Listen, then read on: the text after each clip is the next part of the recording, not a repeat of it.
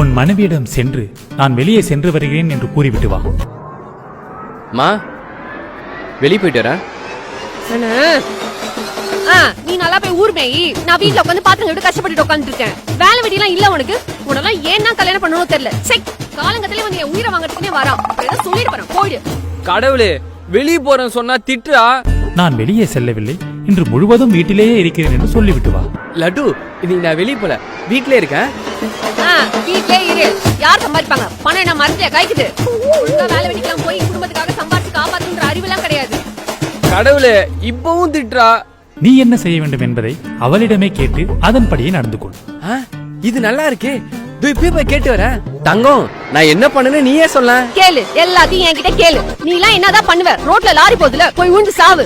உன்னை என்னி கல்யாணம் பண்ணணும் அன்னைக்கு போச்சு என் நிம்மதி. உன்னெல்லாம் கல்யாணம் பண்ணிட்டு நான் என்ன சமத்துல கண்டனோ இதுக்காலே முன்னாடியே வந்து நில்லு. அறிவில்ல? கடவுளே, என்ன சொன்னாலும் திட்டுறா கடவுளே. மகனே, எப்படி சூரியன் கிழக்கே தோன்றி மேற்கே மறைவது இயல்போ, அதே போல் கணவனாக வந்துவிட்டால் மனைவியிடம் சிக்கி தவிப்பது இயல்புதான். அது இயற்கை, நம்மளால் மாற்ற இயலாது. அவ்வளவுதான், நம்மள முடிச்சு விட்டீங்க போங்க.